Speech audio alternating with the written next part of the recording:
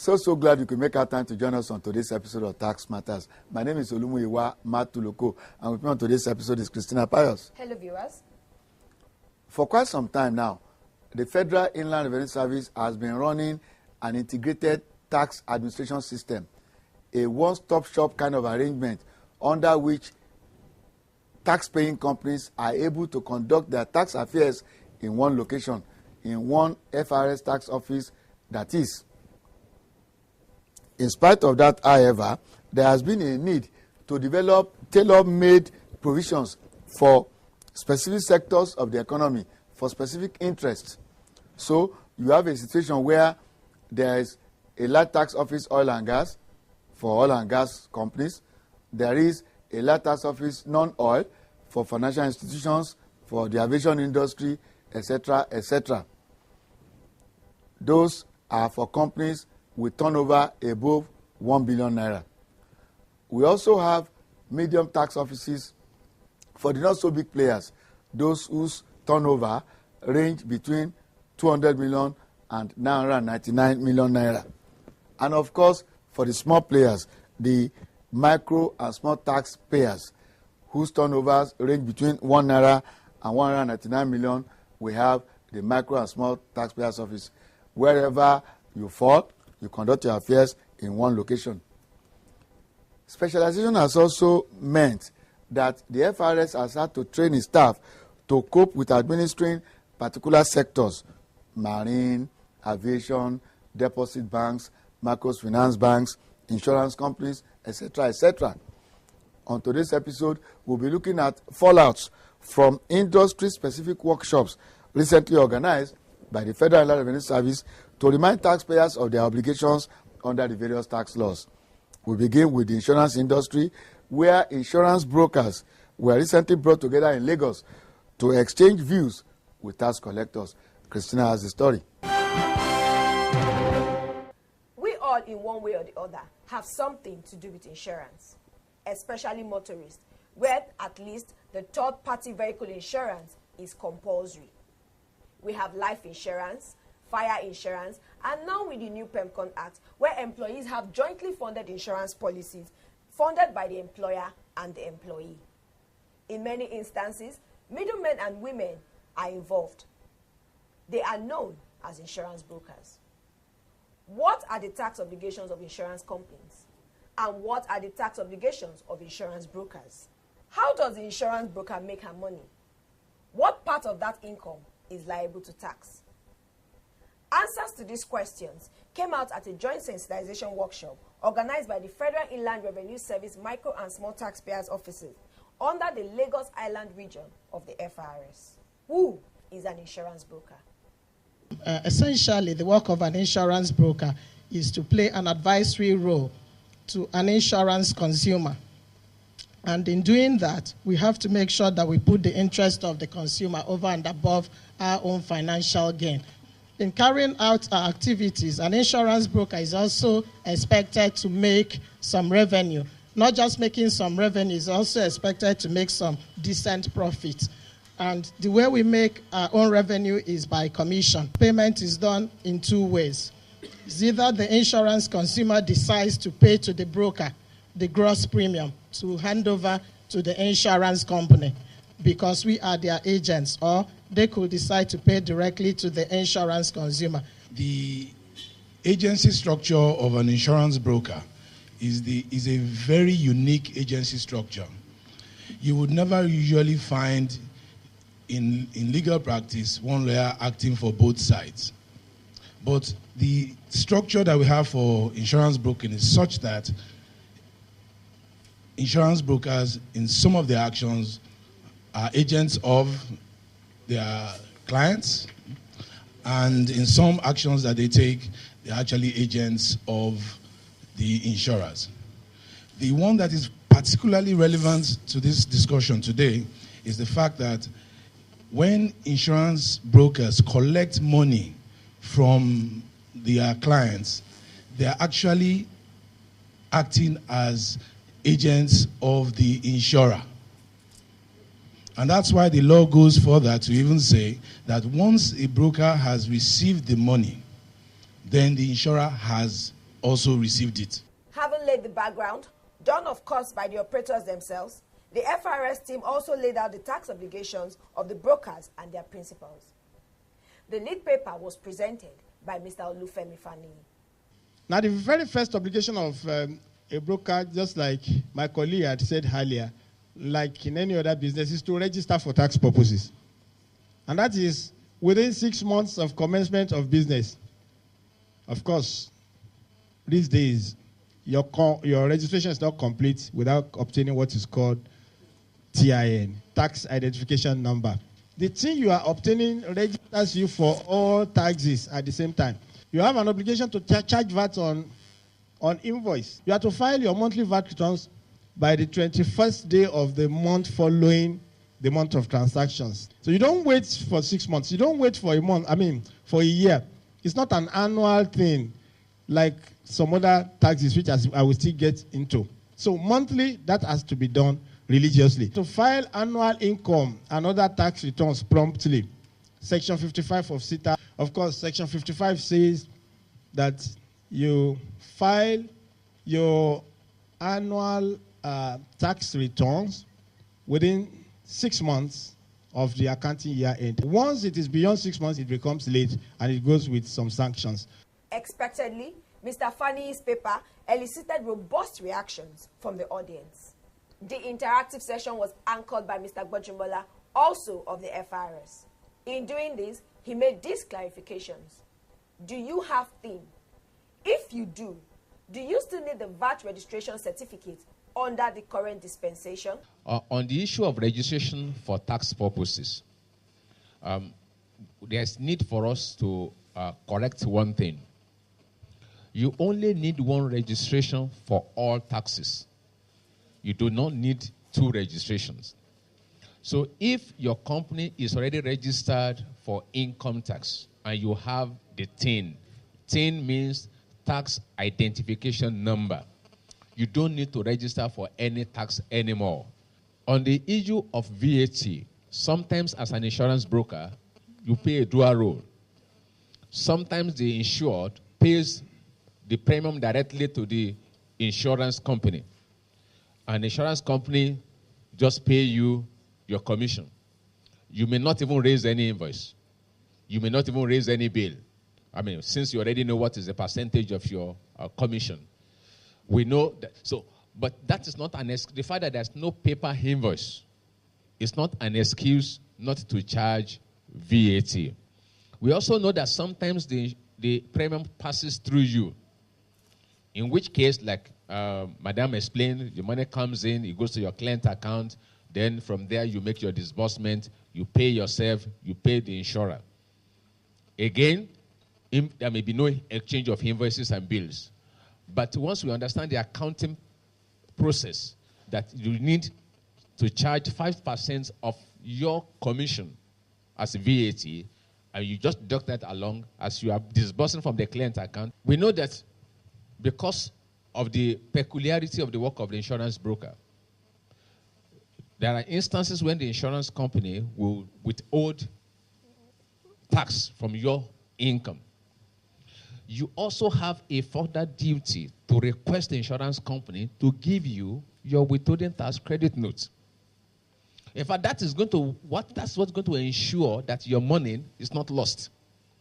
Because if you do not request for and obtain the withholding tax credit note, the insurer who had deducted withholding tax from your income may not remit it to the FRS, and therefore your account may not be credited.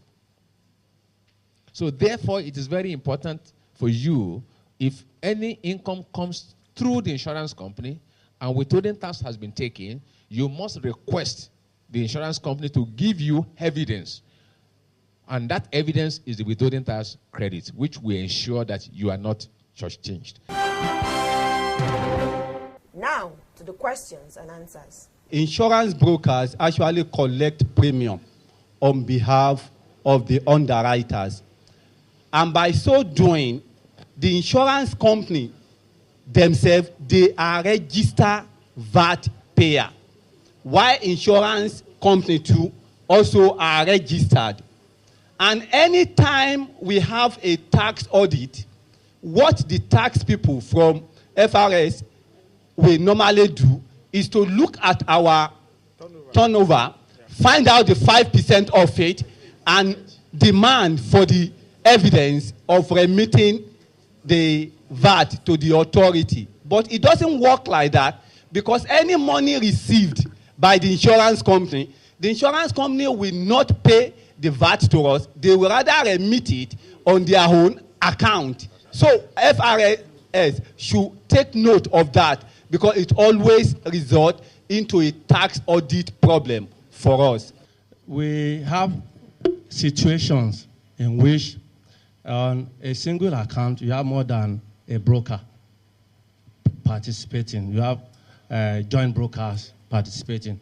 And the issue we've always had with your colleagues on the FRS side has to do with their insistence that whilst a broker is distributing the commission out of the premium paid by the client to the other brokers, that broker has to deduct withholding tax on that commission. And this is why I said my fears have been allayed, because from what you have explained to us, the obligation is rarely on the insurance companies to deduct withholding tax when they are making payments to the brokers, and not the other way around. I want to appreciate you for this. Mr. Adedayo, yeah, you mentioned the issue of the insurance company remitting the VAT directly because they have taken advantage of the fact that the commission and everything came to them. They received the money gross. That is a big problem. As a matter of fact, if we could have said, if they are faithful towards remitting that VAT, after all, it is our money coming to be delivered that should concern us. And well, let's just ensure that they do it, and that's okay. But we'll be violating the law. You know, even at that, we'll be violating the law. And don't forget, there's no guarantee that these VATs have been remitted or they are actually remitting it. What the law says, except you are an MDA or a player in the oil industry, is that the one that charges is the person that has obligation. I mean, you charge and pay to FRS. If for any reason that doesn't happen, you are under obligation. You are liable. For now, when we have not done anything to it, nothing relieves you sincerely of that responsibility. You are still liable as far as the law is concerned. VAT is value-added tax. The withholding tax is an advance payment of tax. So, it's advance payment of income tax. Commission, as it is. Who enjoys the service? Who enjoys the service? Is it the insurance company or the broker or the insured? It's the insurance company, because you are their agent. And that is why it's the insurance company that should pay the VAT. Okay? But the insurance company, why paying you, if it is 100 naira, why paying you the 105 naira? To ensure that your company pays your income tax at the end of the year. The law says deduct 10%. So the insurance company will deduct 10 naira and pay directly to FRS. What will be remitted to you is 95 naira. And from that 95 naira, you are still to remit 5 naira to FRS as VAT. So you need to get this thing very clearly. Tax Matters spoke to the paper presenter and the organizers on matters arising. During your paper, you mentioned some taxes. I said these are taxes that they are supposed to pay. I just wanted to highlight them again. Let's extract them from your paper. What are these taxes that they are supposed to pay? First and foremost, income tax is general to everybody. So insurance brokers need to pay their income taxes. And if they are incorporated, They are also under obligation to pay education tax. And just like I also said during the presentation, if they make anything called capital transfer, like sale of their assets, and there is gains, there is also what is called capital gains tax. But on a regular basis, not annually now, there is this issue of VAT. You know, insurance brokers render services to insurance companies, and it's known that whoever enjoys service should pay VAT. So the insurance brokers are under obligation to charge insurance companies VAT, and the law says it should be accounted for on a monthly basis. In fact, precisely before the 21st day of the subsequent month to that of transactions. We're here today for the insurance brokers. I know some times back you also organized a sensitization workshop for bureau de change operators. Why this sensitization workshop? What needs did you see that you felt needed to be addressed in these sectors? Okay, from experience, it's like we're having issues with insurance brokers, bureau de change operators, as to them understanding what the law says, especially with VAT issues and some other ones. So we said, okay, what do? We agreed at the meeting that sector by sector we should have a sensitization with them so as to educate them on what the law says and what is expected of them. The one we had before, the bureau de change operators, what we got after was very, very encouraging. That was why we continued with the sensitization with so many of the sectors. They started filing, most of them that had the certificate for years, and they never bothered to come to FRS. So it's a series of different ones coming around to register for VAT and other taxes. What we are doing now is to focus on the insurance industry because of some of the challenges they have in respect of the duty to deduct, the duty to remit the taxes. Who has that duty? Is it the brokers? Is it the insurance industry? And I believe from this very workshop, we've been able to address issues relating to that. After the sensitization workshop, what next do you do to follow up to ensure that they comply? As a matter of fact, even from the response of these very industry players, the bureau de change, the insurance industries, certain issues that are coming up, the gray areas, are being addressed. But that, I might have to say that some of these issues, as they're being addressed, other new challenges, because even the economy itself is dynamic.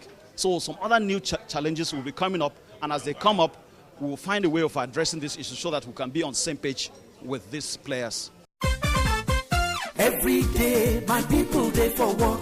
Some they do office work. Some get it them own business. So all of them want good road. Constant power for better life. Whether now office work, oh yeah. Pay your tax. Whether now your own business, oh. Pay your tax. If you want a better life, oh. Pay your tax. Now your civic responsibility. Pay your tax. Better soup, now money cook oh yes. Nothing goes for nothing, my brother. If you want potable water, security and hospital for make life jolly. That's right. Good roads, good hospitals, portable water, adequate security all come from taxpayers' money. Play your part in making Nigeria great. Everybody, small scale, big companies, entrepreneurs, do the right thing. Pay your tax. This message is from the Federal Inland Revenue Service, FIRS. We move on to another sector. This time around, the oil and gas sector. The FIRS Large Tax Office Oil and Gas Upstream put together a workshop on tax compliance issues for SORICs and marginal field operators in the upstream oil and gas sector. Mr. Olabisi Babalola of the FIRS led the discussion, while Mr. Gbojimola of the FIRS Transfer Pricing Division, also of the FIRS, spoke on transfer pricing obligations of SORICs companies and marginal field operators. Every company, as soon as you are incorporated, you should register as a good citizen. The first step, that's the first step. The tax authority must be aware of your existence. The law does not say you have to wait until you start business, you start producing. And of course, the next one is if you are registered for tax, there are returns to be filed. It's your obligations to file returns. That a company has filed return does not mean the company must pay. You can file return even for 10 years and you have nothing to pay. What you are only doing is you are confessing to the tax authority. Companies are expected to file under SITA before they start producing and lifting oil. Section 55 clearly states that every company must file under SITA. When you file under SITA, that does not mean you will pay tax. If you don't have anything that is subject, you will just submit your financial statement. But it is wrong, it is not lawful to be in operations for 10 years, exploring for 10 years, and no returns will be submitted to the office. VAT and withholding tax returns must also be filed. Now, taxation of gas income. Gas, though is a petroleum operation, but it is taxable under SITA, section 11(2)(d). And because it is taxable under SITA, if you distribute any dividend from it, that dividend is subject to withholding tax. If you distribute dividend from income that has been subjected to tax under PPTA, you cannot withhold, we are not asking you to withhold tax in view of section 60 of PPTA. The compliance requirements of every taxpayer, including a marginal feed operator, have four principally. Number one is to ensure that transactions with related persons are priced at arm's length. Number two is that you maintain records that are sufficient, that are adequate for you to prove that indeed you have followed the arm's length principle. And number three is that you must make regular returns to the service as prescribed by the law. And finally is that when we require the documentations that support your transfer pricing, you must make them available. As would be expected, the audience had questions. I want a clarification on the transaction date, payment date, and due date for remitting VAT and WHT. The third point I want to raise is the issue of reverse VAT. Of course, the oil and gas industry is more like in the forefront of the reverse VAT thing. Now, is a company liable to file a reverse VAT return even when it has no reverse VAT transaction? For oil and gas operators, most VAT you pay is on the cost you incurred on your consumption, because the law gives you the right to withhold, obligation to withhold and remit to FRS. And the time you consume the services or the goods is the transaction date. And the law had said that 21 days after the month following the month of the transaction, that is the month you consume the services or the goods, remit the amount to FRS.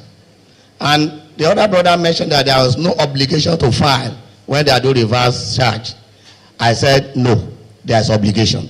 If you go to our information circular of 2007, it talks about even when you file, you must give schedule that will give all details of the beneficiaries of the VAT withheld at source.